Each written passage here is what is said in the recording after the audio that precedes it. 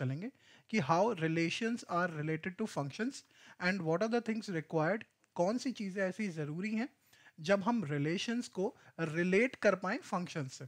Okay, जैसे कि आप सभी ने अपनी बुक में 11th क्लास में पढ़ा होगा कि सभी फंक्शंस जो एग्जिस्ट करते हैं, 11th क्लास में ये वर्ड आया है, सभी फंक्शंस जो एग्जिस्ट करते हैं वो सभी रिलेशन हैं, बट सभी रिलेशन फंक्शंस नहीं हो सकते। Okay, so this is very important.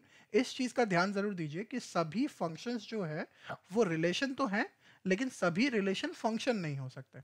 Okay guys, clear है? अब कुछ चीज़ों के बारे में और स्टार्ट करते हैं और बात करते हैं। मेरे बारे में जान लेते हैं। मेरा नाम है Utkarsh Gaurav and I have been teaching in industry from past 7 years. पिछले 7 सालों से मैं पढ़ा रहा हूँ। I have worked as a income tax inspector in income tax department and then I have started teaching. So शुरू करते हैं स्टार्टिंग से। जो हमारा पहली चीज़ है, पहले हम बात करेंगे सेट्स के बारे में।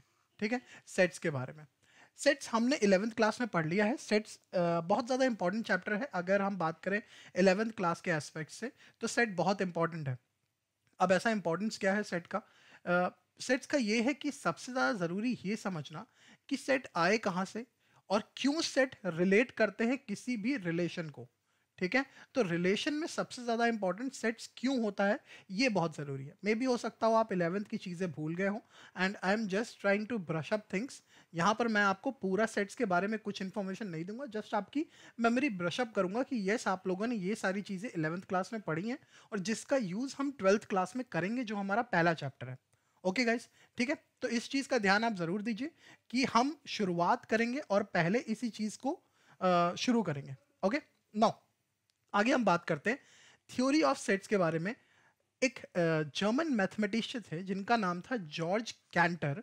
जॉर्ज कैंटर ने क्या किया था, इन्होंने प्रॉब्लम्स ऑफ ट्रिग्नोमेट्रिक सीरीज, यानी हर एक ट्रिग्नोमेट्रिक सीरीज में सेट्स बनाना शुरू कर दिया। उनके अलग अलग सेट्स बनाए इन्होंने।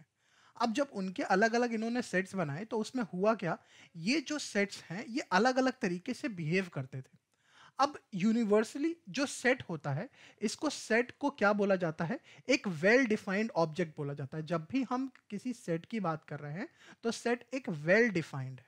ओके, इस बात का जरूर ध्यान रखिए कि सेट को हम बोलेंगे दिस इज वेल डिफाइंड, यानी अच्छी तरीके से हमें पता है, और कलेक्शन ऑफ ऑब्जेक्ट को बोल रहे हैं। बहुत सारे ऑब्जेक्ट्स एक साथ collectively can be called as sets. जैसे मान लीजिए कि मैंने बोला कि आप sets of types of books ले सकते हैं। ठीक है, अब sets of types of books हैं, जितनी, अब कौन सी बुक्स, किस तरीके की बुक्स, आपके लिए वो बुक अलग होगी, कौन से सब्जेक्ट की बुक, ये डिफाइन नहीं है। तो मेरे लिए मैं सेट ऑफ बुक किसकी बात कर रहा हूं ये मैंने डिफाइन नहीं किया, इसीलिए इस टर्म को नहीं रख सकते। लेकिन जैसे ही मैंने ये बोला कि आप आर एस अग्रवाल की बुक्स ले लीजिए, तो आर एस अग्रवाल की नंबर ऑफ बुक्स फिक्स्ड हो गई, वो यूनिवर्सली फिक्स्ड हो गई। अब ये बुक चेंज नहीं हो सकती। आर एस अग्रवाल की जितनी भी आ रही, या एस चांद पब्लिकेशन की जितनी भी बुक आ रही हैं, उसका नंबर एक फिक्स है, जो आपके लिए भी सेम होगा और मेरे लिए भी सेम होगा। इसीलिए मैंने बोला कि उसका एक सेट बना दिया। इसके बारे में हम आगे जाके और सारी चीजों में पढ़ेंगे।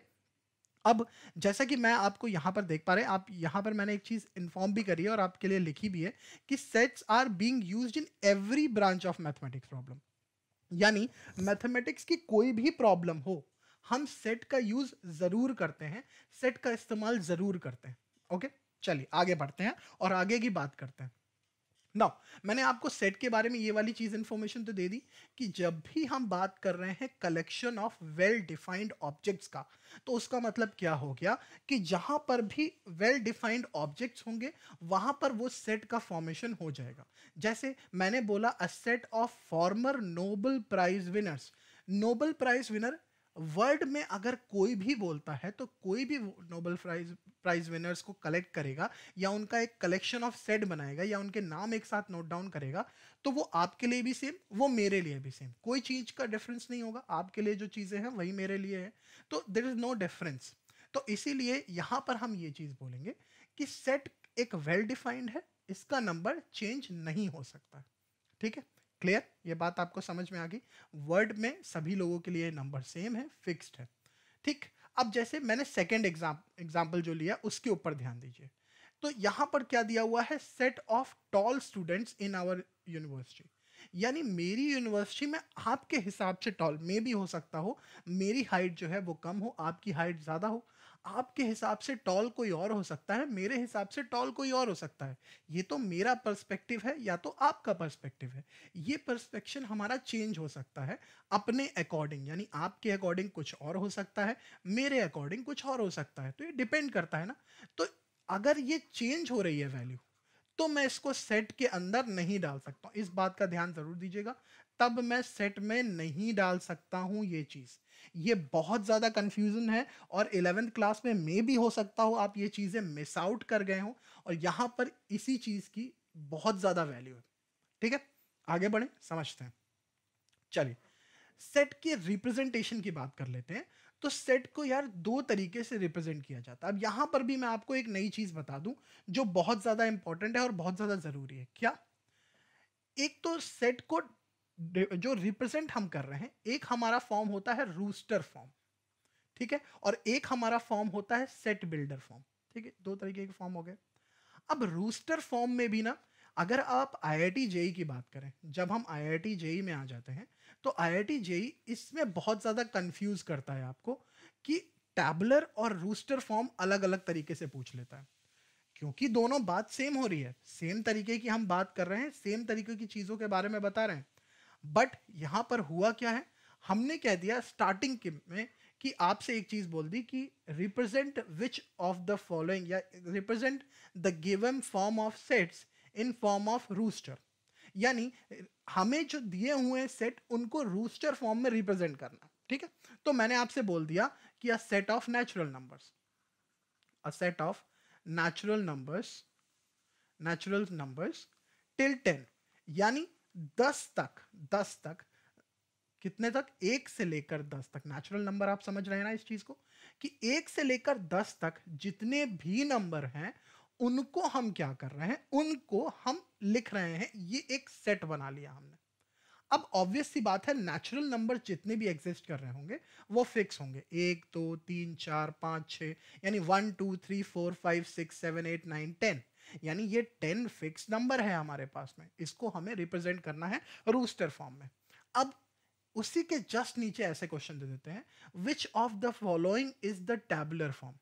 अब बहुत सारे लोग कंफ्यूज ऐसे हो जाते हैं कि ये रूस्टर फॉर्म तो चलो ठीक है, लेकिन टैबुलर फॉर्म वो समझ लेते हैं कि सेट बिल्डर फॉर्म को कहते हैं।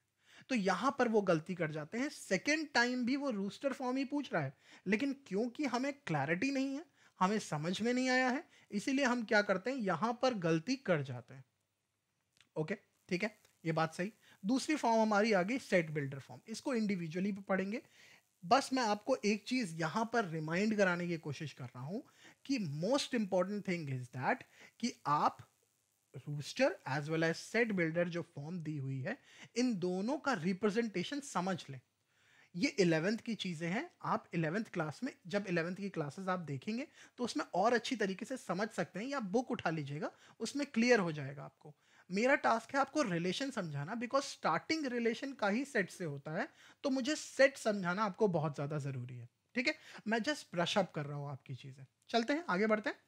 नाउ हम रूस्टर फॉर्म की बात करते हैं। जैसे मैंने बोल दिया कि रूस्टर फॉर्म को ही हमने टैबुलर फॉर्म भी बोला। ओके, ठीक है, रूस्टर फॉर्म को ही हमने टैबुलर फॉर्म भी बोला। तो दोनों फॉर्म क्या हो गई, सेम हो गई, सिंगल हो गई। Okay, got my point everyone? Okay, clear है? नाउ अगर हम रूस्टर फॉर्म की बात करें, तो all the elements of the set are listed. यानी कभी भी हम रूस्टर फॉर्म की बात कर रहे हैं तो हम सभी जितने भी फॉर्म्स हैं, जितने भी एलिमेंट्स दिए हुए, उनको एक ब्रेसेस के अंदर उठाकर लिख देते हैं।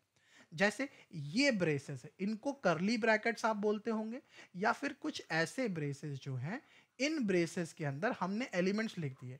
जैसे कि मैंने बोला सेट ऑफ 1 2 3 4 5 6 7 8 9 10, ये मैंने अभी आपको पिछला एग्जांपल दिया था कि नेचुरल नंबर्स की बात कर रहे हैं टिल 10 तक, यानी 1 से लेकर 10 तक जितने भी नेचुरल नंबर हैं उनका एक सेट है। उस सेट का रिप्रेजेंटेशन हम कैसे कर रहे हैं, इस करली ब्रैकेट के अंदर कर रहे हैं सेट का रिप्रेजेंटेशन। यानी 1 2 3 4 5 6 7 8 9 10, यानी हमने 10 का रिप्रेजेंटेशन कुछ इस तरीके से कर दिया है, कुछ इस तरीके से हम ये जो 10 चीजें हैं इनको रिप्रेजेंट कर रहे हैं। Okay, got my point? यहां तक सभी को क्लियर होगा, आई होप सबको चीजें समझ में आ रही हैं। ओके, चलिए आगे पॉइंट पे चलते हैं। नेक्स्ट हमारा क्या है? Set builder form. नेक्स्ट हमारे पास में आ जाता है सेट बिल्डर फॉर्म। अब बहुत सारे लोग कहते होंगे जैसे सेट बिल्डर फॉर्म में, अच्छा एक चीज और आपने अपनी बुक में पढ़ रखी होगी कि कन्वेंशनली अगर बात करें, हम कन्वेंशनली बात करें तो कन्वेंशनली सेट को रिप्रेजेंट करने के लिए कैपिटल लेटर्स का यूज किया जाता है। कन्वेंशनली कहीं पर रिटर्न नहीं है, कहीं पर फिक्स नहीं है कि हम कैपिटल लेटर्स से ही लिखें। अब बहुत सारे लोग या बहुत सारे टीचर्स ऐसा होता है कि क्योंकि बुक में दिया रहता है या बहुत जगह पे लिखा हुआ है तो उन्होंने क्या कर दिया, इस कन्वेंशनल वर्ड को वो भूल ही जाते हैं। वो सोचते हैं कि सेट को हमेशा हम कैपिटल से ही रिप्रेजेंट कर सकते हैं। लेकिन एक बात समझिए आप, ठीक है, मेरे एग्जाम्पल समझिएगा। मैं अपने तरीके से उस सेट को बनाना चाहता हूं, मैंने जो एलिमेंट्स रखे वो सेम है, लेकिन मेरा रिप्रेजेंटेशन हरीश को कहने का कुछ भी हो सकता है। मैं हो सकता हूं स्मॉल एच से हरीश को लिखूं या स्मॉल एच से हर्षित को लिखूं, लेकिन आपके रिप्रेजेंटेशन हो सकता हो, आपके दिमाग में, in your back of the mind, आपके दिमाग में ऐसा कुछ हो कि आप जब हर्षित लिखें तो आप एच कैपिटल ही रखना चाहें, और फिर आप इस चीज, इस पैरामीटर में सबको जज करने लगे कि एक काम करो, हर्षित जब भी नेम लिखते हैं तो एच को कैपिटल रखना ही रखना है। This is a conventional form, not a written form कि हमें ऐसा करना ही करना है। तो मैं इसीलिए मैंने यहां पर स्मॉल लिखा जिससे आपको समझ में आ जाए। ये आप कैपिटल भी लिख सकते हैं, कोई प्रॉब्लम नहीं है, आप कैपिटल लिखें या स्मॉल लिखें, क्योंकि कन्वेंशनली ऐसा लिखा जाता है। This is not absolutely written कि करेक्ट तभी होगा जब आप कैपिटल में लिखेंगे। ओके, नाउ हमने उन्हीं सेट ऑफ नेचुरल नंबर्स की बात करी। अब यहां पर हमने सेट ऑफ नेचुरल नंबर्स के, यानी के एक सेट है जिसमें नेचुरल नंबर्स हैं। अब वो नेचुरल नंबर्स कोई भी हो सकते हैं, कहीं से भी हो सकते हैं, कितने भी हो सकते हैं। तो इसीलिए हमने बोल दिया कि के के अंदर x एक एलिमेंट आ गया है, और वो x क्या है? ये एक नेचुरल नंबर है। ठीक है, तो अब हम उसके अंदर जितने भी चीजें आती जाती हैं उसको ऐसे लिख देते हैं। नाउ एक मॉड्यूलर फॉर्म होती है, उसको भी समझ लेते हैं कि कभी कभी आप देखते होंगे कि अगर हम लिख रहे हैं इस तरीके से कुछ, ठीक, मॉड फॉर्म में बहुत जगह पे मोस्टली, जब अभी मैं आगे आपको कार्टेशियन फॉर्म पढ़ाऊंगा, जब कार्टेशियन प्रोडक्ट पढ़ाऊंगा तो आपको ज्यादा अच्छे से क्लियर होगा, डोंट वरी। बट मैं आपको मॉड्यूलर फॉर्म अभी क्लियर कर दे रहा हूं। मॉड्यूलर फॉर्म का मतलब ये होता है कि अगर मैंने लिख दिया m यहां पर, तो m से रिलेटेड जितने भी एलिमेंट होंगे वो सब इस सेट के अंदर आ चुके हैं। यानी अगर मैं मॉड्यूलर में रिप्रेजेंटेशन कर रहा हूं तो m रिलेटेड जितने भी एलिमेंट हैं वो सारे आ चुके हैं। ओके, इसको बहुत अच्छी तरीके से हम जब रिलेशन पढ़ेंगे और जहां पर हम बात करेंगे किस चीज की, कार्टेशियन प्रोडक्ट की, क्योंकि कार्टेशियन प्रोडक्ट के बाद ही रिलेशन स्टैब्लिश होता है, तब हम इस चीज को बहुत अच्छी तरीके से समझेंगे। So don't worry. ओके, एक एक चीज मैं एक एक चीजें क्रोनोलॉजिकल ऑर्डर में उठा रहा हूं, एक सीक्वेंस में उठा रहा हूं जिससे आपको चीजें क्लियर होती जाएं। अभी हम सिर्फ और सिर्फ 11th क्लास पे ही हैं, हम 12th क्लास पे पहुंचे भी नहीं हैं। ओके, चलिए आगे बढ़ते हैं। Now some of the examples जो कि हम सेट्स क्या जानते हैं मैथ्स में, जैसे नेचुरल नंबर हो गया, इंटीजर्स हो गया, रैशनल नंबर हो गया, रियल नंबर हो गया, क्योंकि ये सभी नंबर फिक्स हो गए ना, ये नंबर चेंज नहीं हो सकते। ये नंबर मेरे हिसाब से कुछ और नहीं हो सकते, आपके हिसाब से कुछ और नहीं हो सकते, बिकॉज यहां पर क्या आ गया? All natural numbers, all integers, all rational numbers, all real numbers, ये सारी चीजें आ गई ना, तो इसीलिए ये चीजें चेंज नहीं हो सकती। ऐसा नहीं हो सकता कि हम इसको चेंज कर देंगे। ओके, इस बात को समझ रहे हैं? तो ये नंबर चेंज नहीं हो सकते हैं, इसीलिए मैंने बोला कि जब ऑल चीजें आ गई हैं, सारी ऑल चीजें हैं, तो अब हम यहां पर ये चीजें नहीं बोल सकते। Okay, now set of positive integers की बात करेंगे। जब हम सेट ऑफ पॉजिटिव इंटीजर्स की बात करें तो इसमें भी यही है कि जितने भी पॉजिटिव इंटीजर्स हैं सारे ले लिए हमने, जितने भी पॉजिटिव रैशनल नंबर है सारे ले लिए हमने, तभी हमने वो सेट बनाया है और तभी वो सेट हमारा मेरे लिए और आपके लिए दोनों के लिए ट्रू होगा, चेंज नहीं होगा। ओके, इस बात को समझ रहे हैं? चलिए आगे बढ़ जाते हैं और आगे चीजों के बारे में बात करते हैं। नाउ टाइप्स ऑफ सेट के बारे में बात कर लेते हैं कि टाइप्स ऑफ सेट क्या होंगे, हमारे कौन कौन से टाइप्स होते हैं सेट के। ठीक है, एम्प्टी सेट होता है, इसको वॉइड सेट भी बोला जाता है या नल सेट भी बोला जाता है। क्या बोला जाता है? वॉइड सेट या नल सेट। फाइनाइट और इनफाइनाइट सेट होता है। फाइनाइट मतलब कि जो सीरीज रुक गई है और इनफाइनाइट जो सीरीज चलती जा रही है। तो ऐसे कलेक्शन ऑफ ऑब्जेक्ट्स जो कि फाइनाइट हो वो फाइनाइट सेट में आ गए, ऐसे कलेक्शन ऑफ ऑब्जेक्ट्स जो इनफाइनाइट सेट में है वो इनफाइनाइट सेट में आ गए। ठीक है, कोई चेंज तो होगा नहीं इसमें। Okay, got my point? यहां तक समझ में आ रहा? इक्वल सेट कौन से होते हैं? इक्वल सेट ऐसे सेट होते हैं जो कि हमारे हिसाब से जो दो सेट की अगर हम बात करें, ऐसे दो सेट जिनको हम इक्वली रिप्रेजेंट कर सकते हैं। यानी इक्वालिटी का टर्म तभी आता है जब हमने बोला क्या, जब हमने बोला दोनों तरीके से वो चीजें इक्वल हो। तो ऐसे सेट जो बराबर हो जाए उनको इक्वल सेट के अंदर रखा जाता है। सब सेट की बात करेंगे तो एक बड़ी चीज का छोटा फॉर्म, एक बड़ी चीज का छोटा फॉर्म जो होता है उसको क्या बोला जाता है? सब सेट बोला जाता है।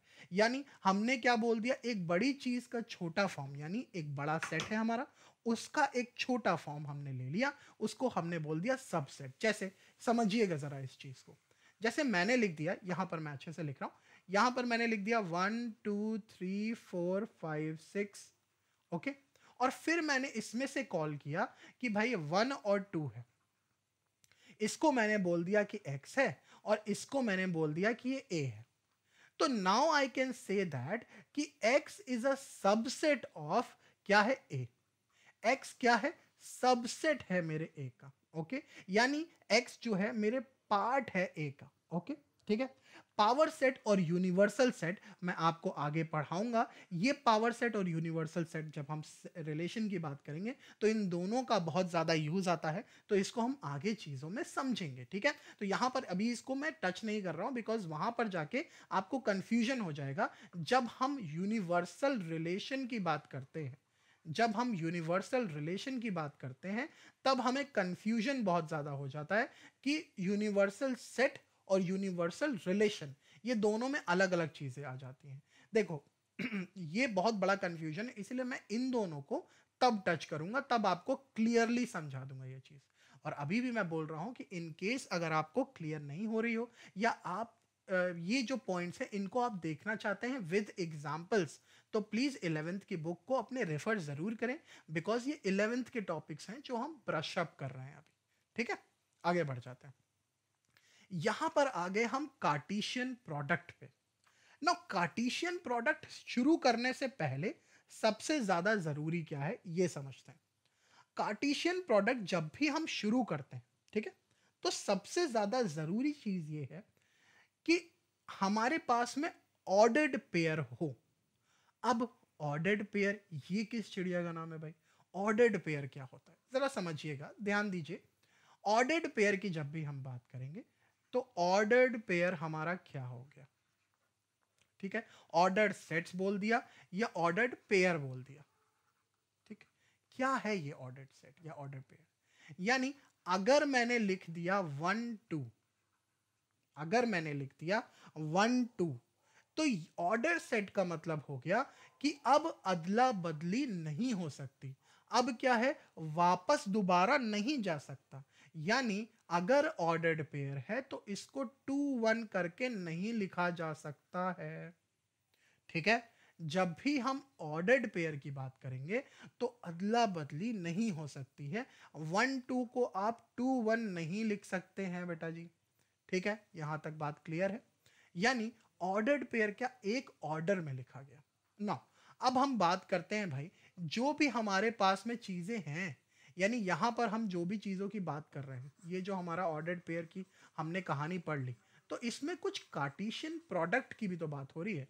तो आइए कार्टेशियन प्रोडक्ट को भी समझ लेते हैं कि कार्टेशियन प्रोडक्ट क्या है। ओके, जरा ध्यान देते हैं और कार्टेशियन प्रोडक्ट के बारे में थोड़ी सी बात करेंगे, ज्यादा मैं आपको परेशान नहीं करना चाहूंगा कार्टेशियन प्रोडक्ट के लिए। यानी एक बार आपको टेंशन हो गई कार्टेशियन प्रोडक्ट की क्या है, तो आप क्लियरली उस चीज़ को समझ नहीं पाएंगे, तो इसलिए बहुत ज़्यादा टेंशन मत लीजिएगा। बहुत ईजी वे में मैं बताऊंगा आपको कार्टेशियन प्रोडक्ट का। भाई सेट तो आपको समझ में आया ना। अब मान लेते हैं कि ऐसा है कि मेरे पास में मेरा घर है, ठीक है। मान लिया ये मेरा घर है, लेट्स जस्ट से कि ये मेरा घर है, ओके। तो ये मेरा घर हो गया, और इसी मेरे घर के सामने एक दूसरा घर बना हुआ है, ठीक है। ये दूसरा घर हो गया, ओके। तो ये वाला मेरा घर, ये सामने वाले का घर। अब अगर ऐसा है एक्सक्यूज मी, अब अगर ऐसा है तो मेरे घर में मान लेते हैं 4 लोग रहते हैं, और सामने वाले में भी मान लेते हैं 4 लोग रहते हैं, ठीक है।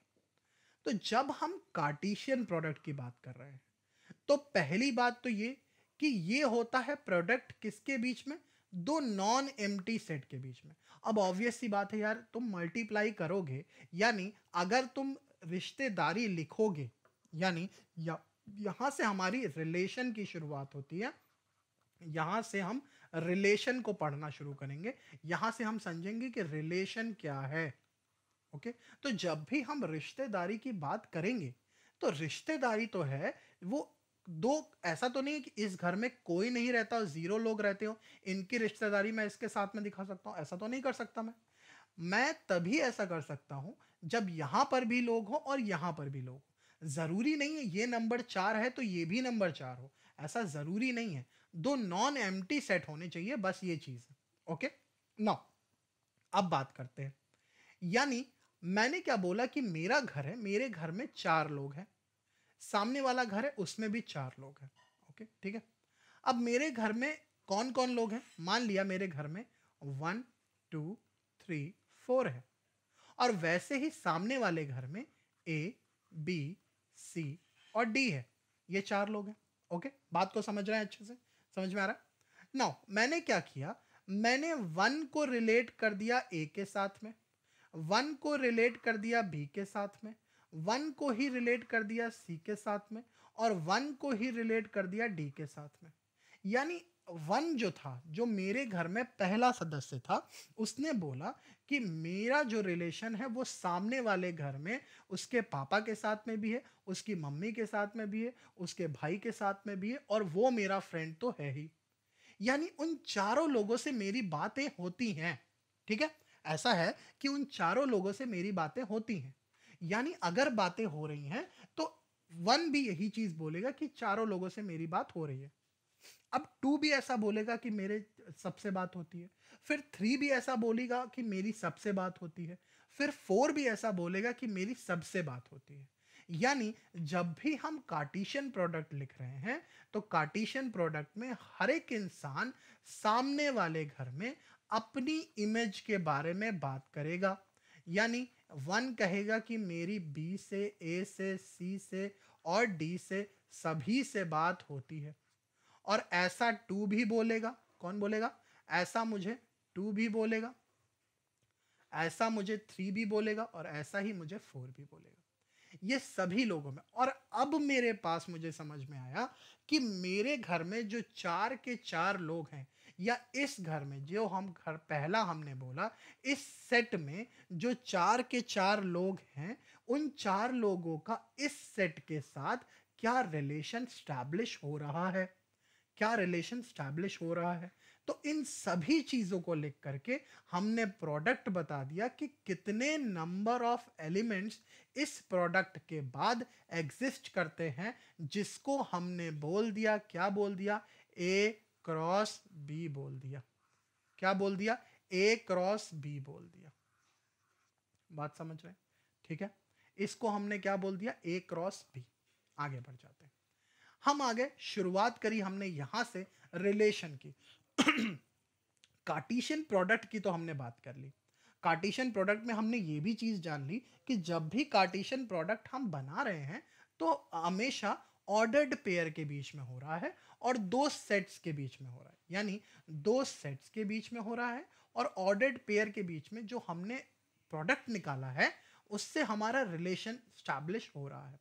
जैसे हमने यहाँ पर आपको रिलेशन के बारे में एक एग्जाम्पल देने की कोशिश करी है और रिलेशन को आगे हम डेफिनेशन के फॉर्म में भी समझेंगे। पहले ये एग्जाम्पल के ऊपर ध्यान देते हैं कि एग्जाम्पल क्या दिया हुआ है। जैसे यहां पर क्या दिया हुआ है, टेबल हमें बता रहा है कि एवरेज लाइफ टाइम और मैक्सिमम लाइफ टाइम कितना है। क्या? एवरेज लाइफ टाइम और मैक्सिमम लाइफ टाइम कितना है। एवरेज लाइफ टाइम की अगर हम बात करते हैं तो कैट का एवरेज लाइफ टाइम है 12 इयर्स का, लेकिन मैक्सिमम लाइफ टाइम की बात करेंगे तो वो 28 इयर्स का है। वैसे ही हम बात करें काऊ की, डियर की, डॉग की और हॉर्स की, ठीक है, और हॉर्स की हमने बात कर ली। ये चारों ही लोगों का हम क्या कर रहे हैं, ऑर्डर्ड फॉर्म में ऑर्डर्ड पेयर बना रहे हैं कि पहले हमने रिप्रेजेंट कर दिया कि एवरेज क्या है, ये हमने रिप्रेजेंट कर दिया कि एवरेज, ये हमने रिप्रेजेंट कर दिया मैक्सिमम। तो हमने इन सब का सेट बनाना शुरू कर दिया, इन सब के हमने एक ऑर्डर्ड फॉर्म में या ऑर्डर्ड पेयर्स बना दिए। ये सब हमारे ऑर्डर्ड पेयर है, ठीक, समझ गए। अब इस ऑर्डर्ड पेयर में पहली चीज रिप्रेजेंट कर रही है मेरे एवरेज को और दूसरी चीज रिप्रेजेंट कर रही है मैक्सिमम को। अब ये अदला बदली नहीं हो सकती, मैं ऐसे नहीं लिख सकता हूं क्योंकि मैंने पहले से ही डिफाइन कर दिया कि मेरा ऑर्डर जो है वो कुछ इस तरीके से रहेगा, ठीक है। यानी मेरा जो सीक्वेंस है, मेरा ऑर्डर है, वो कुछ इस तरीके से रहेगा। इसीलिए मैंने क्या बोल दिया, इनको ऑर्डर्ड पेयर बोला। ओके, यहां तक बात सभी को क्लियर है? होपफुली आप सभी को समझ में आ रहा होगा, ये वाली चीज तो अच्छे से क्लियर हो रही होगी। ओके, नाउ अब ऑर्डर्ड पेयर को अगर जनरली बात करें तो कोऑर्डिनेट प्लेन पर हम एक्स वाई के फॉर्म में रिप्रेजेंट करते हैं। जब हम इसमें कोऑर्डिनेट को लेकर के आएंगे रिलेशन पे, जब हम ग्राफिकली रिप्रेजेंटेशन करेंगे अपने सेट का, तब हम इजीली समझा सकते हैं कि एक्स कोऑर्डिनेट में या फिर वाई कोऑर्डिनेट इसके क्या क्या है। मान लिया हमारे पास ये एक पॉइंट है एक्स कोमा वाई, तो ये इसमें हमने एक ऑर्डर्ड पेयर रिप्रेजेंट कर दिया जो कि x रिप्रेजेंट करता है मेरे x कोऑर्डिनेट को और y रिप्रेजेंट करता है मेरे y कोऑर्डिनेट को। ओके, ठीक है। इसको हम आगे जब हम डोमेन रेंज का की बातें करेंगे और वो भी ग्राफिकल फॉर्म से करेंगे तो मैं आपको और अच्छी तरीके से एक्सप्लेन कर पाऊंगा कि ग्राफिकल फॉर्म में अगर हमें डेटा दिया हो या कोऑर्डिनेट प्लेन की हम बात कर रहे हो तो वहां पर हम कैसे, अगर हम ऑर्डर्ड पेयर का रिप्रेजेंटेशन करें तो इस रिलेशन कैसे बनाते हैं बहुत सारे ऑर्डर्ड पेयर के साथ में। ओके, ठीक है, क्लियर? यहां तक बात समझ में आ गई?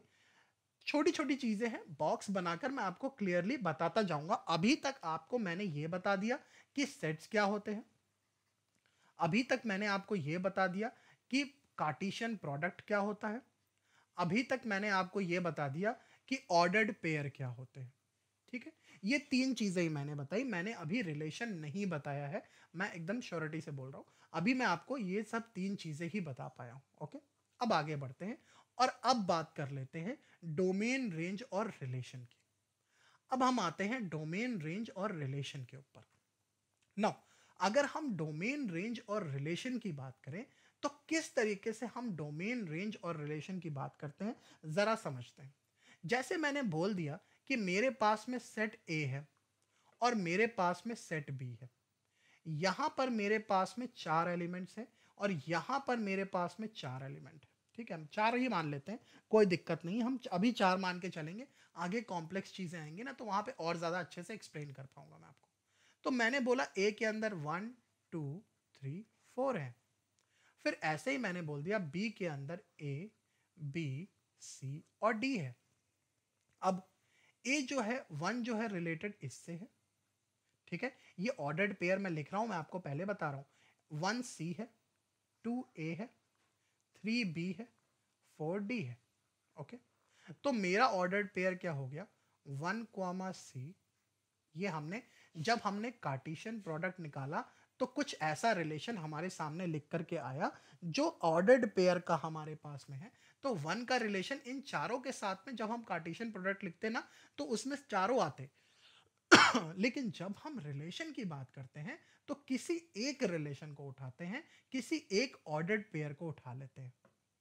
तो हमने बोला 1C है, फिर 2A है, फिर 3B है, फिर 4D है। बात ठीक? यहां तक एकदम कहानी क्लियर है? यहां तक होपफुली आपको समझ में आ रहा है? अब यहां पर हम बात करेंगे किसकी? डोमेन। डोमेन के बारे में बात करेंगे, रेंज के बारे में बात करेंगे, और किसके बारे में बात करेंगे? कोडोमेन के बारे में बात करेंगे। ठीक है, इन तीन चीजों के बारे में बात करेंगे, domain, range and codomain. Domain क्या? ऐसे समझते हैं, डोमेन मतलब कि मेरा जो दायरा है वो डोमेन है।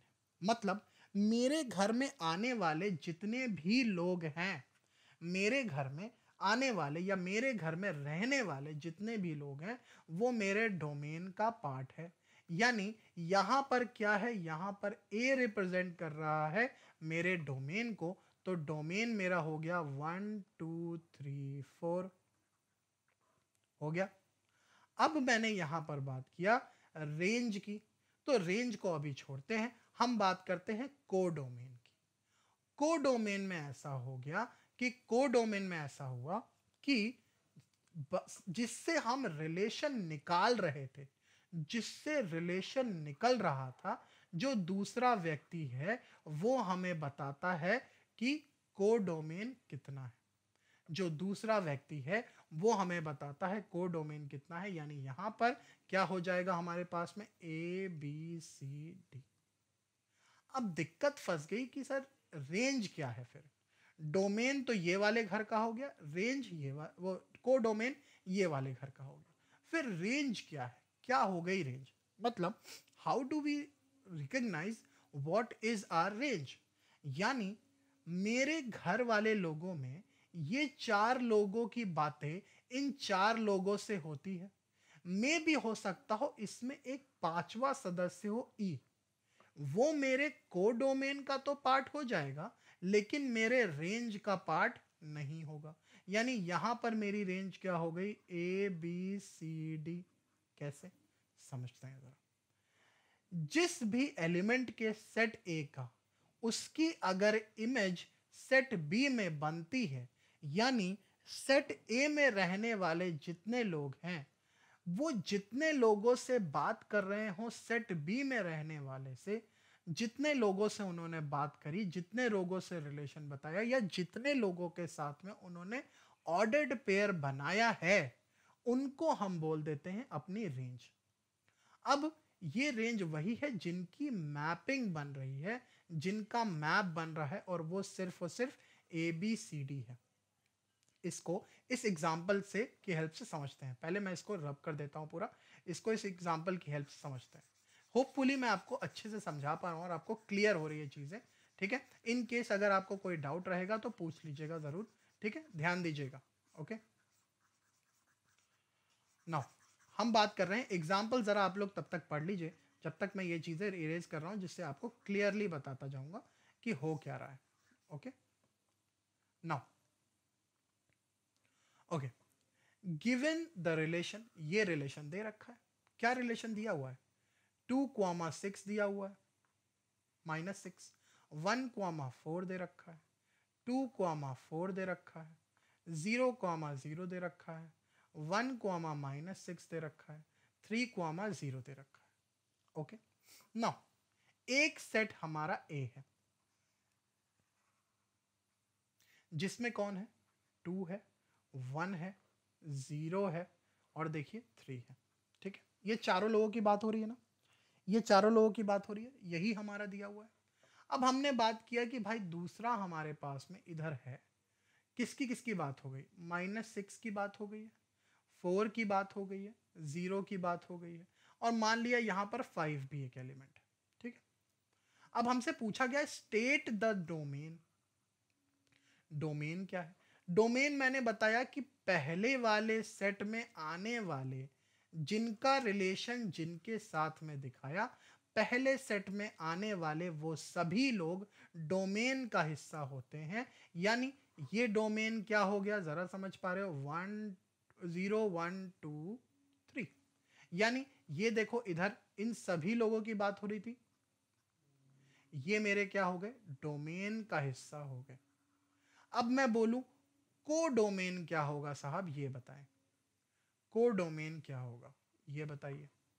तो आप बोलोगे सर कोडोमेन क्या है, ये बी में रहने वाले जितने लोग हैं, जितने एलिमेंट हैं, वो हमारे कोडोमेन का पार्ट है। इसका मतलब क्या हो गया हमारे पास में, -6, 4, 0 एंड 5, ये हमारे कोडोमेन का पार्ट है। यानी जिसका रिलेशन जिसके साथ में दिखा रहे हैं, ये बी में आने वाले सभी एलिमेंट को हमने बोल दिया कोडोमेन। अब हमसे रेंज पूछी गई, जरा ध्यान दीजिएगा, क्या हम बता रहे रिलेशन की।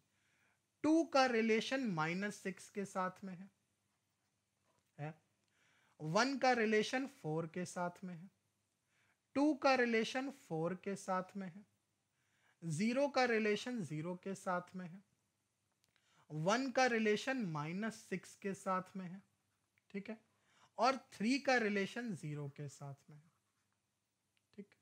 यानी ये सभी 4 लोग जो हैं वो इन 3 एलिमेंट से ही बात कर रहे हैं, बाकी इस 5वें वाले से तो कोई बातचीत नहीं है, इससे कोई रिलेशन नहीं है। There is no relationship of set A with 5, so 5 must be excluded from the range. यानी कोई भी रिश्तेदारी ए में रहने वाले एलिमेंट की बी में रहने वाले 5 के साथ में नहीं है, इसीलिए हमने बोल दिया, क्या बोल दिया हमने, कि ये जो है हमारा 5 जो है, ये जो हमारे पास में आ रहा है 5, ये 5 क्या है हमारे पास में एक्सक्लूडेड। ओके, अब जरा यहां ध्यान दीजिएगा कि कर्ली ब्रेसेस सिंपल करता है सेट को domain range do not repeat value. यानी कि अगर ऐसा भी हो रहा है कि रेंज में, जैसे आपकी अभी देख पा रहे हैं ना कि 2 का एलिमेंट 4 है, 2 का रिलेशन 4 के साथ में है, और वैसे ही मैं बोलूं 1 का रिलेशन 4 के साथ में है, तो ऐसा नहीं कि रेंज में हम 4 2 बार लिख देंगे, ठीक है, ऐसा नहीं होगा। कितनी बार भी आ रहा है ऐसा नहीं होगा, कितनी बार भी लिख देंगे, हम सिर्फ और सिर्फ एक बार ही लिखते हैं इन चीजों को। ओके, यहां तक बात मेरे हिसाब से सभी को क्लियर होगी। डोमेन, कोडोमेन एंड रेंज सबको क्लियर हो गया होगा, कोई डाउट नहीं होगा। और कार्टेशियन प्रोडक्ट के बारे में भी मैंने जो चीजें बता दी हैं वो होपफुली सभी को क्लियर हो रही होंगी। चलते हैं, अब आगे बढ़ जाते हैं और आगे चलने की बात करते हैं और आगे देखते हैं क्या चीज है। ओके, नाउ नाउ आगे की बात करें, टाइप्स ऑफ रिलेशन हमारे पास में। अब पढ़ते हैं टाइप्स ऑफ रिलेशन के बारे में। Let us study about various types of relations. हमने रिलेशन तो देख लिया कि जब हमने कार्टेशियन प्रोडक्ट निकाला तो कार्टेशियन प्रोडक्ट हमें बता रहा था कि एक जब हम प्रोडक्ट निकाल रहे हैं तो कितने एलिमेंट्स आ जाएंगे। उन सभी एलिमेंट्स में से हमने कुछ एलिमेंट लेके एक रिलेशन बना दिया हमारा। ये तो हमारे रिलेशन की बात हो गई कि ऑर्डर्ड पेयर से बनने वाले सेट्स को रिलेशन कहते हैं। ये हमारे ऑर्डर्ड पेयर ही होते हैं, ऑर्डर्ड सेट होते हैं। तो इन ऑर्डर्ड सेट्स को हमने ले लिया, ये हमारे मिल करके एक रिलेशन हमारे लिए बना रहे होते हैं। ठीक है, यहां तक बात क्लियर है। अब हम टाइप्स ऑफ रिलेशन की बात कर रहे हैं, जिसमें हम ये समझते हैं कि टाइप्स ऑफ रिलेशन क्या है। ओके, तो टाइप्स ऑफ रिलेशन की अगर हम बात कर रहे हैं तो हमारे पास में पहला आता है एम्प्टी रिलेशन। क्या बोला जाता है? एम्प्टी। इसको हम बोलते हैं वॉइड रिलेशन भी। दूसरा हमारे पास में आ जाता है क्या? Universal relation. इसको हम बोलते हैं फुल रिलेशन भी। तीसरा हमारे पास में आ जाता है आइडेंटिटी रिलेशन। आइडेंटिटी का मतलब क्या हो गया? इसको आई से रिप्रेजेंट करते हैं और ये बहुत इंपॉर्टेंट है। अगर आप अपनी एनसीईआरटी की एक्सरसाइज 1.1 देखेंगे और 1.2 देखेंगे तो उसमें आइडेंटिटी का दोनों एक्सरसाइज में जिक्र हो गया है। नाउ एक्सरसाइज लगाने के लिए मैंने आपको बताया कि आप विसॉल्व पे एक्सरसाइज लगा सकते हैं, आपको वहां पर एक्सरसाइज मिल जाएगी, प्लस आपको हर बुक के सॉल्यूशन तो मिल ही रहे हैं। तो एनसीईआरटी लगाने की कोशिश जरूर करिएगा। पहले में क्या है? सेट्स पहचानना। दूसरे में क्या है? रिलेशन पहचानना। तीसरे में क्या है? इस तरीके के क्वेश्चन दिए हुए हैं जिनको आप अच्छे से समझ पाएंगे, और हम एक्सरसाइज वाइज ही चलेंगे, एक्सरसाइज वाइज ही चीजें समझेंगे। इसके बाद अगर ये वाला जब टाइप्स ऑफ रिलेशन खत्म होता है, तो अभी टाइप्स ऑफ रिलेशन में आगे भी हम इक्विवेलेंस क्लास की जब बात करेंगे, तो उस चैप्टर में हम सारी चीज़ों के बारे में बात करेंगे कि कैसे इक्विवेलेंस वैल्यूज या इक्विवेलेंस क्लास होता है जो है, उसमें न्यूमेरिकल कैसे आते हैं, किस तरीके के क्वेश्चन हमसे पूछे जाते हैं। क्योंकि ये सब जितने रिलेशन में टाइप्स ऑफ रिलेशन की बात कर रहा हूं, इसमें ट्रांजिटिव के अलावा किसी से क्वेश्चन नहीं आता है आपके पेपर में। ट्रांजिटिव के अलावा किसी से क्वेश्चन नहीं आता है, ठीक है। पढ़ते जाते हैं, एक एक करके चीजों को समझेंगे। उसके बाद आ गया inverse, reflexive, symmetric and transitive. यहां तक मेरे हिसाब से आप सभी को क्लियर होगा कहानी।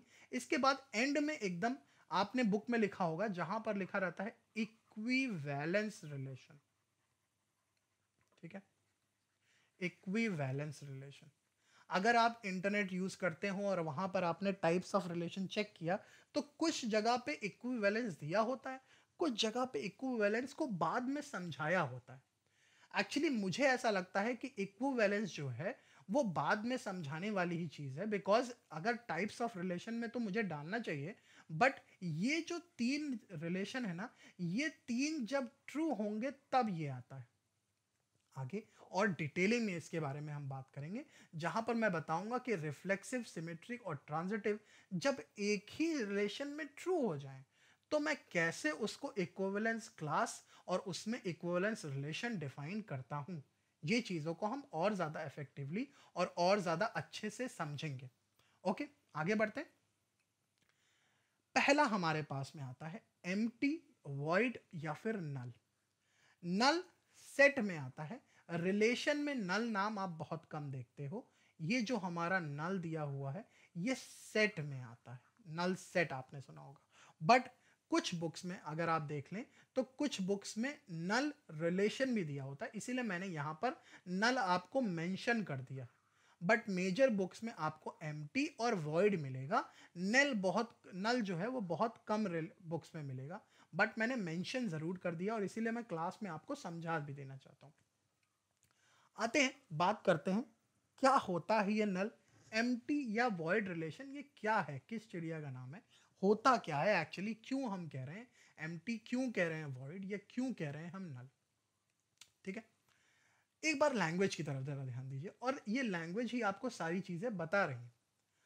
अगर if no element of set X is related or mapped in any element of set x, यानी अगर मैंने बोला कि किसी भी एक सेट की बात करें, उस सेट में आने वाला कोई भी आदमी या व्यक्ति, मेरे घर में रहने वाला कोई भी व्यक्ति, इसका रिलेशन जो है ना इनके साथ में है ना बाहर वालों के साथ में है, तो उसको क्या बोलते हैं कि यार ये बड़ा ही बेकार आदमी है, ये क्या है, ये तो बड़ा ही खाली इंसान है, या ये क्या है, अलोन जिसको बोल दिया हमने कि अकेला है, उसको बोल दिया क्या, एम्प्टी सेट या एम्प्टी रिलेशन। एक एग्जाम्पल की बात कर लेते हैं। एग्जाम्पल है भाई एक सेट ए का, जिसमें क्या है, 100 हेंस हैं एक पोल्ट्री फार्म में। यानी एक पोल्ट्री फार्म है जहां पर 100 हेंस हैं, ठीक है, क्लियर, मुर्गियां। अब क्या है, is there any possibility of finding a relation of getting an elephant in the farm. यानी अगर मैंने बोल दिया कि मेरे घर में कौन कौन रहता है, मेरे घर में मैंने बोल दिया कि मेरे फादर रहते हैं, मेरी मदर रहती हैं, मैं रहता हूं और मेरा ब्रदर रहता है, ठीक है, ठीक, मेरे फादर, मेरी मदर, मैं रहता हूं और मेरा ब्रदर, ये 4 लोग रहते हैं। अब किसी इंसान ने बोल दिया, और मेरा नाम तो उत्कर्ष है, मेरे फादर का नाम मान लेते हैं कि ए से शुरू होता है, मेरी मदर का नाम मान लेते हैं बी से शुरू होता है, मेरे ब्रदर का नाम मान लेते हैं वाई से शुरू होता है, ठीक। तो अगर ऐसा कुछ है और मुझसे किसी ने बाहर से आकर कॉल करके पूछा, या मेरे घर में नीचे में मान लो गेट पे आया कोई और किसी ने बोला कि क्या इस घर में आई नाम से कोई रहता है क्या, तो आप क्या बोलेंगे, नहीं कोई नहीं रहता। जैसे कभी कभी हो जाता है, सर्वे वाले आते हैं और आपके घर में क्या बोलते हैं कि आपके घर में क्या 5 साल से कोई छोटा बच्चा है क्या, तो आप कभी अगर होता है तो यस, नहीं होता तो आप क्या करते हैं, नहीं है। तो यहां से क्या हुआ, हमने कॉल तो किया लेकिन रिटर्न में क्या आया हमारे पास में, कुछ नहीं आया हमारे पास रिटर्न में। उसका रिलेशन में हमने देखा कि कुछ भी नहीं मिला, उसको क्या बोल दिया, एम्प्टी रिलेशन बोल दिया। ठीक है, वॉइड रिलेशन बोल दिया, क्योंकि ये पोल्ट्री फॉर्म में सिर्फ क्या थी, हेन्स थी। यानी अगर इसमें मुर्गियां हैं तो अगर मैं एलिफेंट की प्रोबेबिलिटी निकालूं भी तो क्या निकलेगी एलिफेंट की प्रोबेबिलिटी? नहीं निकलेगी ना। तो बात यही है कि एलिफेंट की अगर प्रोबेबिलिटी नहीं निकल रही है तो कैसे हो पाएगा। ओके, बात क्लियर, आगे बढ़ जाते हैं। अब हम बात कर रहे हैं यहां पर यूनिवर्सल रिलेशन की। मैंने बोला था मैं आपको यूनिवर्सल सेट की भी इसके बारे में बात करूंगा जब हम यूनिवर्सल सेट के बारे में आपको बताएंगे। देखिए, एक रिलेशन आर है किसी भी सेट में, ठीक है, एक रिलेशन आर है किसी भी सेट में, उसको यूनिवर्सल रिलेशन कब कहते हैं, जब ए के सभी एलिमेंट, ए के सभी एलिमेंट से क्या होते हैं, रिलेटेड होते हैं। क्या, जैसे मैंने बोला एक सेट है हमारे पास 1, 2 और 3, यानी इसका सेट के सभी एलिमेंट आपस में इसी सेट में रिलेटेड हों तो हम क्या बोल देते हैं, उसको फुल रिलेशन बोलते हैं। यानी कि ऐसा परिवार जिसमें सभी लोग एक दूसरे से बात कर रहे हों, ये क्या हो गया, तो यूनिवर्सली आता है, यूनिवर्सली सच बात है, इसीलिए हमने क्या बोल दिया, उसको यूनिवर्सल रिलेशन बोल दिया। ठीक है, क्या बोल दिया, यूनिवर्सल रिलेशन बोल दिया। जैसे हमने एक सेट लिया सभी नेचुरल नंबर्स का, क्या लिया, सभी नेचुरल नंबर्स का एक सेट लिया, और बी क्या है, सेट ऑफ होल नंबर्स, इन सभी होल नंबर्स का एक सेट है बी मेरे पास में। अब हमने बोला कि रिलेशन ए और बी का यूनिवर्सल है सभी एलिमेंट का, ठीक है, ए एलिमेंट का। Empty relation and universal relation are sometimes called trivial relation, इसके बारे में भी बाद में बात करेंगे। यहां पर मैं बोल रहा हूं कि ए के सभी एलिमेंट का, क्योंकि a natural number, natural number कहां से हो गया बेटा, नेचुरल नंबर हो गया ऐसे नंबर जो काउंटिंग नंबर होते हैं। कौन से, काउंटिंग नंबर्स होते हैं, ऐसे numbers, those numbers which are counting. जैसे मेरे पास में 5 उंगलियां हैं, 2 आंखें, एक नाक है, एक मुंह है, तो ऐसे हो जाता है, ये काउंटिंग नंबर है, ये नेचुरली एग्जिस्ट करते आ रहे थे, नेचुरली ये थे पहले से, इसीलिए हमने इनको क्या बोल दिया, नेचुरल नंबर्स बोल दिया। अब नेचुरल नंबर और होल नंबर क्या हो गया, होल नंबर क्या हो गया ये बताइए। जब 1400 सेंचुरी में आर्यभट्ट ने जीरो दिया, वर्ड को जीरो दिया, जब जीरो दिया तो ये जो फैमिली थी, जो नेचुरल फैमिली थी, वो अब कंप्लीट फैमिली हो गई, होल फैमिली हो गई, तो इसको बोल दिया क्या, होल नंबर। तो क्या मैं ये बोलूंगा कि ये जो काउंटिंग नंबर है, एक से लेकर इंफिनिटी तक गिनतियां, और यहां पर जीरो से लेकर इंफिनिटी तक, तो क्या नेचुरल नंबर इन सभी में, होल नंबर में जितने भी नंबर है उसके अंदर पूरा पूरा नहीं आता होगा? यानी क्या नेचुरल नंबर के जितने भी लोग हैं वो क्या होल नंबर से रिलेट नहीं कर पाएंगे? बिल्कुल करेंगे, क्योंकि नेचुरल नंबर मेरा सबसेट है होल नंबर का। क्या है, नेचुरल नंबर मेरा सबसेट है होल नंबर का, इसीलिए मैं बोलूंगा कि नेचुरल नंबर्स यूनिवर्सल रिलेशन ये हो गया, क्योंकि सभी एलिमेंट का रिलेशन होल नंबर के सभी एलिमेंट के साथ में। ठीक है, अब एम्प्टी रिलेशन और यूनिवर्सल रिलेशन को कभी कभी ट्रिवियल रिलेशन भी बोला जाता है। इसको क्या बोला जाता है, ट्रिवियल रिलेशन भी बोला जाता है। नाउ मैं बात कर रहा था पावर सेट और एम्प्टी यूनिवर्सल सेट की। यूनिवर्सल सेट एक ऐसा सेट हो गया बेटा जी जो कि हमें कहें यूनिवर्सली एग्जिस्ट कर रहा हो, जो कि एनवायरनमेंट में ऐसा सेट हो जो सब यूनिवर्स के जितने भी एलिमेंट हम रख सके उसमें, उसको हम कह देते हैं क्या, यूनिवर्सल सेट बोल देते हैं। ओके, आगे की बात करते हैं, आगे बढ़ जाते हैं। अब हमारे पास में दो चीजें हमने कवर कर ली है। हमने क्या कवर कर लिया है? हमने बात कर ली एम्प्टी रिलेशन की, हमने बात कर लिया यूनिवर्सल रिलेशन की। अब हमारे पास में आइडेंटिटी रिलेशन आ गया। आइडेंटिटी रिलेशन को मैं क्या बोलूंगा? मैं बोलूंगा सेल्फ लव। जो इंसान खुद से प्यार करे उसको क्या बोल दिया गया? Identity relation. यानी जब भी हम किसी सेट ए की बात करें, अगर उसका रिलेशन उसी के साथ में मिल रहा है और ये एक रिलेशन बना रहा है, तो इसको हम आइडेंटिटी बोल देते हैं। क्या बोल देते हैं? आइडेंटिटी बोलते हैं। यानी अभी हमने बोला कि हमने दो क्या किया, मान लीजिए कि हमने दो कॉइन्स टॉस किए, टू कॉइन्स वर टॉस, ठीक है, दो कॉइन्स टॉस किए। अब दो कॉइन जब हमने उछाले तो ऐसी पॉसिबिलिटी होगी कि हेड हेड आ जाए या कि टेल टेल आ जाए। ऐसा हो सकता है? हो सकता है ना भाई, दोनों कॉइन पे हेड हेड आ जाए या दोनों ही कॉइन पे टेल टेल आ जाए। तो ये जो हमारे पास में ये दोनों एलिमेंट्स बन रहे हैं, ये दोनों एलिमेंट्स किस चीज के एलिमेंट है बेटा? ये दोनों एलिमेंट हैं हमारे क्या? आइडेंटिटी रिलेशन का पार्ट। बात समझ गए? क्या है ये? हमारे आइडेंटिटी रिलेशन का पार्ट है। ओके, ठीक है। 1 1 2 2 3 3 4 4 5 5 6 6 ये हमारे क्या हो गए? आइडेंटिटी रिलेशन हो गए। अब ध्यान रखना, आइडेंटिटी का बड़ा भाई कौन? रिफ्लेक्सिव। आइडेंटिटी का बड़ा भाई कौन? रिफ्लेक्सिव। आगे बढ़ जाते हैं। ओके, हम इनवर्स रिलेशन की बात कर रहे थे।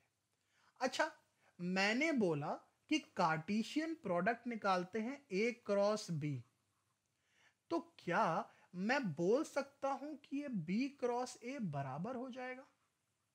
ऐसा बोल सकता हूं क्या? एक बार सोचो जरा, सोचो, थोड़ा सा दिमाग लगाओ। अगर मैंने बोला कि ए क्रॉस बी ऐसा लिखा हुआ है, कार्टेशियन प्रोडक्ट निकाल रहा हूं, ये सेट ए है, ये सेट बी है, तो क्या बी क्रॉस ए भी बराबर होगा क्या? ऐसा कुछ?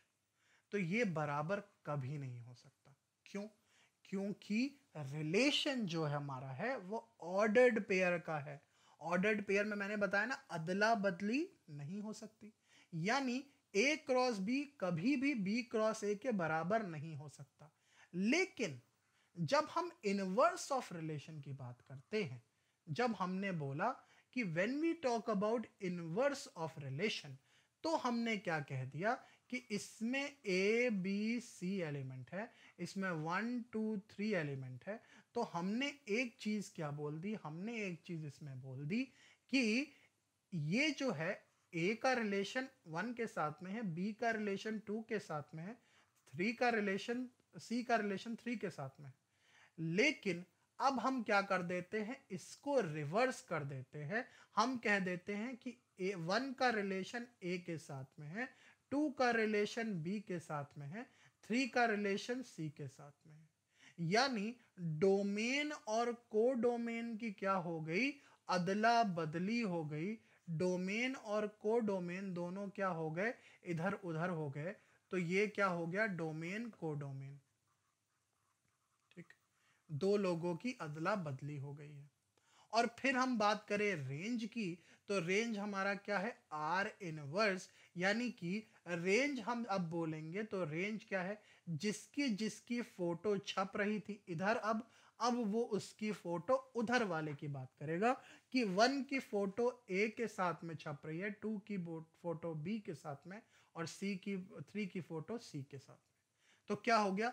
अदला बदली हो गई, चेंज हो गया। जैसा कि मैंने आपको यहां पर एक एग्जांपल दिया कि हम क्या कर रहे हैं? दो डाइस उछाल रहे हैं। Consider throwing two dice. Relation क्या निकला? 1 2 2 3। अब आर इनवर्स जब भी हमने निकाला तो इसको पलट दिया, ये क्या हो गया? 2 1 3 2। ध्यान रखना, जब भी हम ऐसा लिख रहे हैं कुछ, तो ये मेरा डिफाइन कर रहा है डोमेन को और ये मेरा डिफाइन कर रहा है रेंज को।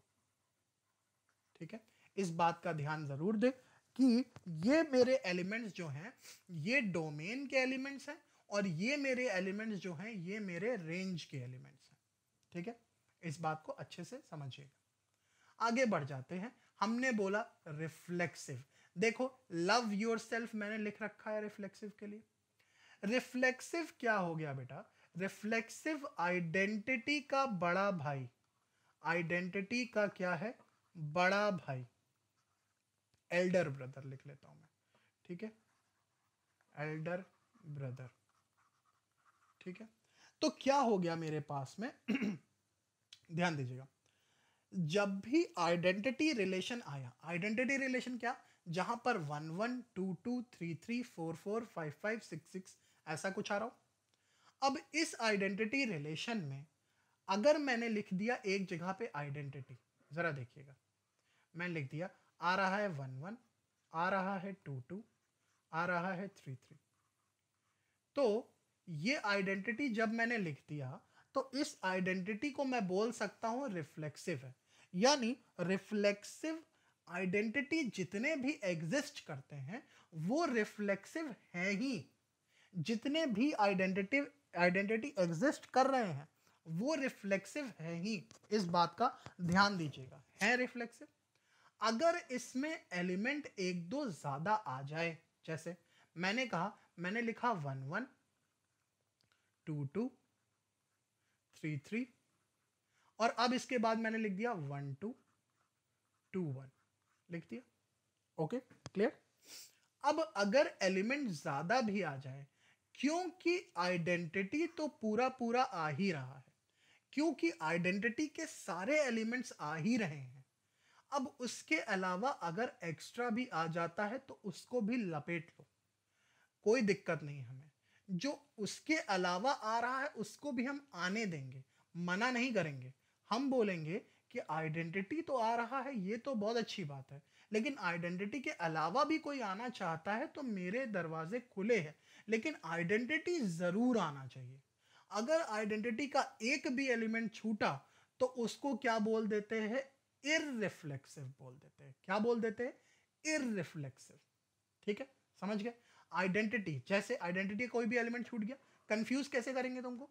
मैंने लिखा 1 1, मैंने लिखा 2 2, मैंने लिखा 1 2, मैंने लिखा 4 4, मैंने लिखा 2 1, ऐसे करके मैंने लंबे एलिमेंट्स लिख दिए।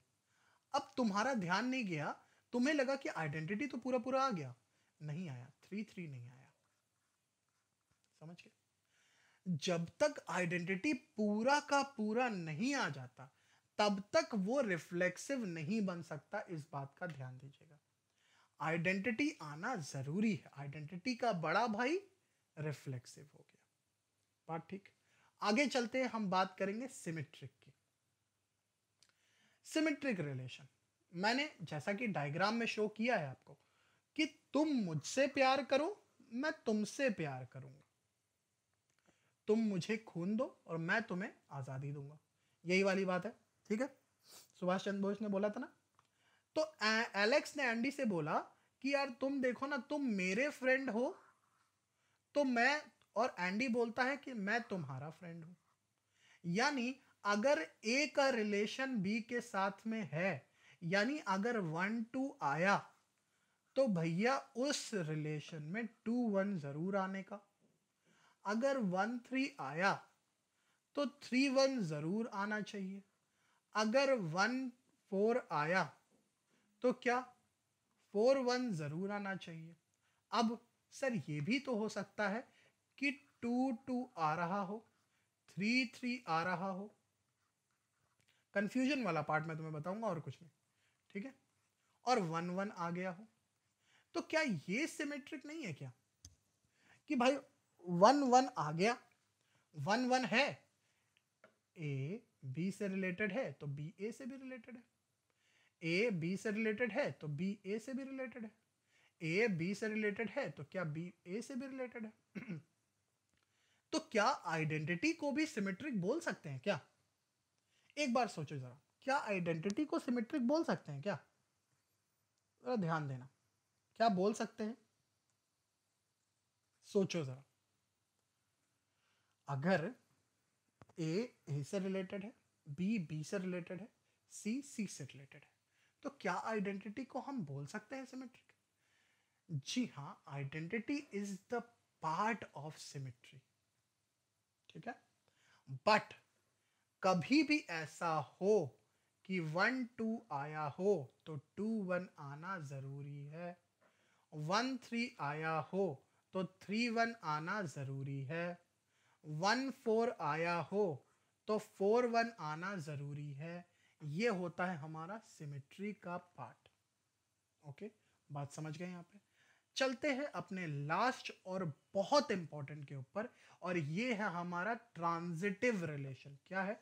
ट्रांजिटिव रिलेशन, बहुत बेहतरीन रिलेशन जिसको बोलेंगे।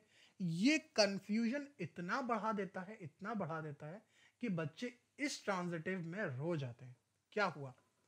बोला कि लव ट्रायंगल है, मैंने इसीलिए लव ट्रायंगल बना के रखा है आपके लिए, कि ए जो है या 1 जो है वो 2 से प्यार करता है, और अगर 2 3 से प्यार करता है तो ए 1 3 से भी प्यार करेगा। यानी अगर मेरे सेट में 1 2 आया और 2 3 आया तो उसी सेट में 1 3 आना जरूरी है।